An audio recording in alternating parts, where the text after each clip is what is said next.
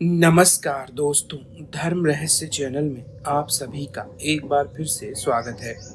आज हम लोग पोस्टमार्टम वाली खूबसूरत चुड़ैल की सच्ची घटना के चौथे भाग के विषय में जानकारी हासिल करें। तो चलिए पढ़ते हैं इनके पत्र। गुरुजी, जब अपने अधिकारी को इस प्रकार गायब हुआ देखा तो सारे लोग चिंतित होने लगे। इधर उधर लगभग उनकी पूरी फौज को दौड़ाया गया, लेकिन कोई भी उन्हें ढूंढ नहीं पा रहा था। ऐसे में अब समस्या यह थी कि बिना बड़े अधिकारी के क्या किया जाए। इधर कमांड को यह संदेश भेज दिया गया कि सैनिकों की आवश्यकता है, कारण बड़ा अधिकारी दिखाई नहीं दे रहा है। उसके साथ एक सैनिक भी गायब है। यह बात वहां जब भेजी गई तो अंग्रेजों ने और भी अधिक पुलिस वालों को वहां बुला लिया ताकि पूरे जंगल में अच्छी प्रकार से खोजबीन की जा सके। यह कोई साधारण घटना बिल्कुल नहीं थी। अभी तक किसी भी अंग्रेज को छूने की हिम्मत कोई भारतीय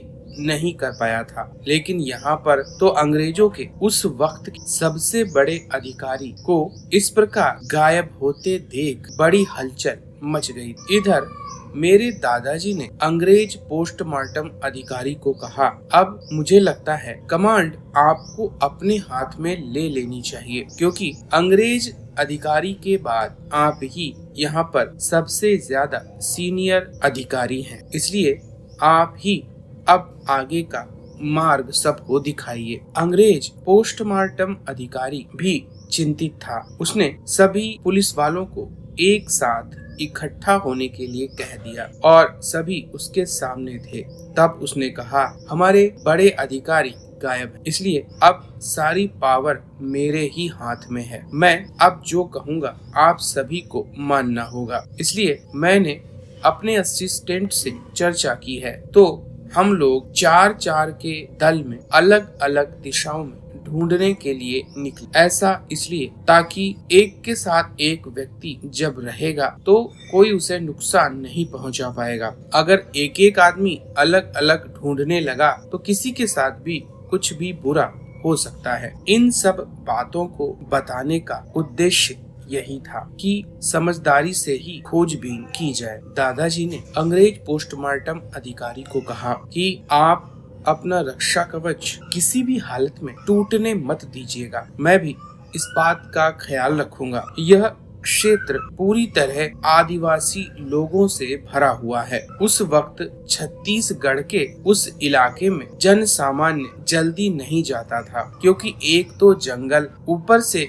इतनी बड़ी रास्तों की कमी, घना जंगल जहां आप कभी भी भटक सकते हैं। इसीलिए उन्होंने अंग्रेज पोस्टमार्टम अधिकारी और 2 अन्य सैनिकों के साथ पूर्व दिशा की ओर जाने का निर्णय लिया। कुछ दूर जाने के बाद अचानक से उन्हें एक चीज महसूस हुई। उन्होंने ध्यान दिया कि यहाँ के कुछ पेड़ बिल्कुल भी नहीं हिल रहे हैं। उन्होंने अंग्रेज पोस्टमार्टम अधिकारी को बुलाया और कहा, सर, एक बात आप यहाँ गौर से देखिए। यहाँ पर जो भी पेड़ लगे हुए हैं उनके पत्ते बिल्कुल भी नहीं हिल रहे हैं। सामान्य रूप से ऐसा नहीं होता है, क्योंकि जो भी पेड़ होगा उसके पत्तों में हवा लगने से वह जरूर हिलता है। यह बात अंग्रेज पोस्टमार्टम अधिकारी ने भी महसूस की और कहा, तुम्हारा कहना बिल्कुल सत्य है। तो क्या यह कोई अद्भुत जगह है या फिर कुछ विशेष तरह का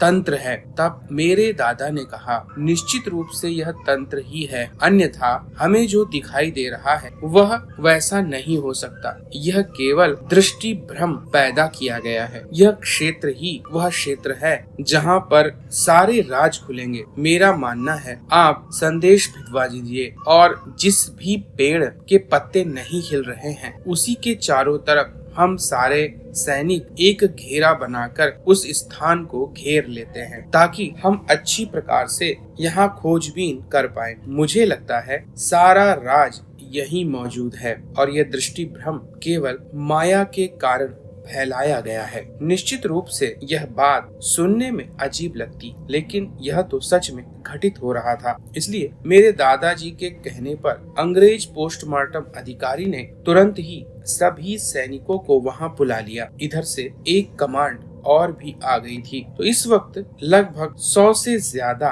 पुलिस वाले मौजूद थे। सबने उस क्षेत्र को धीरे धीरे चारों तरफ से घेर लिया और जहाँ के पत्ते हिल रहे थे उनके आगे जो भी पेड़ मौजूद जिनके पत्ते नहीं हिल रहे थे, एक गोल घेरे में 100 पुलिस वालों ने उसे घेर लिया था। अब सबने एक दूसरे का हाथ पकड़ लिया और धीरे धीरे बीच की जगह में अंदर प्रवेश करने लगे। और तब पहली बार तंत्र की शक्ति का एक नजारा जो देखने में आया, जिसकी कोई कल्पना भी नहीं कर सकता। बीच में पड़ने वाले उन पेड़ों जिनके पत्ते नहीं हिल रहे थे, पेड़ों के बीच से हम ऐसे निकल रहे थे जैसे कि वहाँ पेड़ थे ही नहीं। दादाजी ने अंग्रेज अधिकारी को कहा, देखा आपने, मैंने आपको बताया था ना कि यह कोई साधारण बात बिल्कुल भी नहीं, यह अद्भुत बात है, इसका रहस्य अद्भुत है। जल्दी ही हम उस जगह तक पहुंच जाएंगे। और उस गोल घेरे में अब वह जगह फंस कर आने वाली थी कि तभी वहां पर वही लड़की स्पष्ट रूप से दिखाई देने लगी। वह भी उसी प्रकार ध्यान की मुद्रा में जैसे बैठते हैं वैसे ही बैठे हुई कुछ बुदबुदा रही थी। उसकी आवाज थोड़ी थोड़ी आ रही थी। ये वही लड़की थी जिसका पोस्टमार्टम उस रात को किया गया था। अब हम लोग उस तक पहुंचने ही वाले थे कि तभी वह एकदम से खड़ी हो गई। जितने भी लोग वहां पर मौजूद थे सारे के सारे बहुत ज्यादा घबरा गए, क्योंकि ऐसा तो संभव ही नहीं था। यह देखने में अजीब था, बहुत बड़ी मुसीबत, क्योंकि अभी तक किसी ने भी मरी हुई लड़की को जिंदा होते नहीं देखा था। पर यह तो यहाँ पर जिंदा थी और जो उसकी कमर का क्षेत्र था वह पूरा नीला था। बाकी शरीर ऊपर और घुटनों से नीचे गोरे रंग का था। ऐसा क्या हुआ था? अंग्रेज पोस्टमार्टम अधिकारी ने मेरे दादाजी से पूछा, यह सब क्या है? तब दादाजी ने कहा, मुझे लगता है इसके ऊपर जो तंत्र प्रयोग किया गया था उसके बीज का असर हो रहा है। यह धीरे धीरे पूरी तरह बदलने वाली है।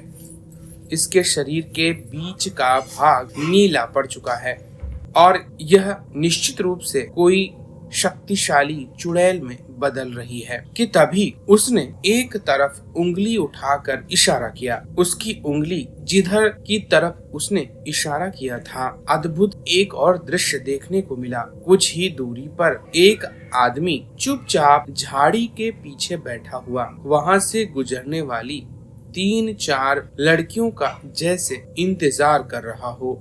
उसके हाथ में चाकू था। हम सभी ने उस दृश्य को वहां पर देखा। वह जगह वहां से लगभग 5-6 किलोमीटर दूर होगी, लेकिन नजर ऐसे आ रही थी जैसे कि हमारी आंखों के ही सामने वह जगह हो। शायद यह लड़की कोई इशारा कर रही थी। तब हमने देखा उसने एकदम से हमला किया। 3 लड़कियों को उसने भाग जाने दिया और एक लड़की को बेहोश कर अपने कंधे पर उठाकर जंगल में जाने लगा और एक जगह जहां पर घास के बीच में बड़ी बड़ी झाड़ियां थी उसके अंदर चला गया। तब मेरे दादाजी ने कहा, यह लड़की इशारा कर रही है। यह कोई व्यक्ति है जो लड़कियों का अपहरण करके उनके साथ बलात्कार करता है और फिर उन्हें मार देता है। इसके बाद का जो दूसरा दृश्य था वह तो और भी ज्यादा आश्चर्यचकित था। लड़की ने फिर से अपनी उंगली उठाई और अब की बार जो देखा वो तो और भी विचित्र था। एक काले कपड़े पहने हुए व्यक्ति अपने आगे हवन की विधि संपन्न कर रहा है। वह लगातार आहुतियां डालता जा रहा है कि तभी उसके हवन में वही आदमी और लड़की दिखाई पड़ती है, जिसकी वजह से वह बड़ा ही खुश होकर ठहाका मार के हंसने लगता है और कहता है, मेरी अगली बलि भी आ गई, वाह कमाल हो गया। और यह कहते हुए वह जोर जोर से हंसने लगता है। वह अपना हवन बीच में छोड़कर वहां से चलने लगता है। यह सारा दृश्य वह मरी हुई लड़की हमें दिखा रही थी, जैसे कि सामने कोई टेलीविजन आज के दौर में चलता है वैसा ही उन्हें सब कुछ स्पष्ट रूप से नजर आ रहा था। तब सभी ने देखा कि उस व्यक्ति ने उस कुंवारी लड़की के साथ बलात्कार किया और इसके बाद उसने उसकी सांसें रोक दी। उसके नाक और मुंह पर हाथ रख के थोड़ी देर में ही उसको जान से मार दिया और अब वह वहां से निकल गया। इधर यह तांत्रिक उस स्थान पर पहुंचा जहां पर वह लड़की मरी हुई पड़ी थी। अब उसे देखकर वह जोर जोर से हंसने लगा। उस मरी हुई लड़की को उसने उठा लिया और अपने कंधे में डालकर वापस अपनी उसी जगह आने लगा जिस जगह पर वह अभी तक कोई तांत्रिक साधना हवन के माध्यम से कर रहा था। उसने उस लड़की की लाश को लाकर हवन के सामने रख दिया। लड़की के कपड़े तो पहले से ही फटे हुए थे। उसने उसके सारे कपड़े उतार दिए, उसके बालों को पानी में डाल दिया। एक बर्तन में बड़ी मात्रा में पानी था। उसने उसके बालों को पानी में डालकर अब उसकी नाभि पर एक मोमबत्ती जला दी और उस लड़की के चारों तरफ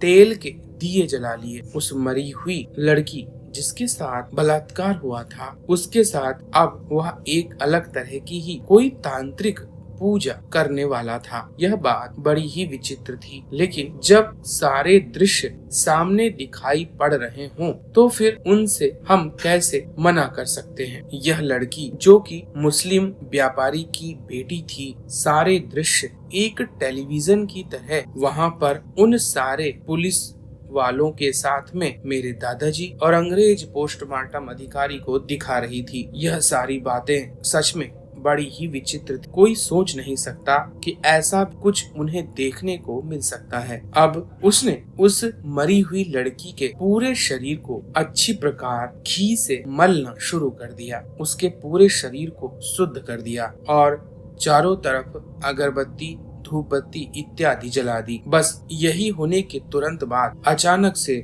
वह तांत्रिक एकदम से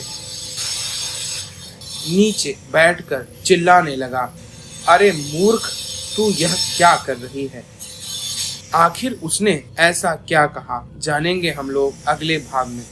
तो अगर यह जानकारी और कहानी आपको पसंद आ रही है तो लाइक करें, शेयर करें, सब्सक्राइब करें। आपका दिन मंगलमय हो। जय मां पराशक्ति।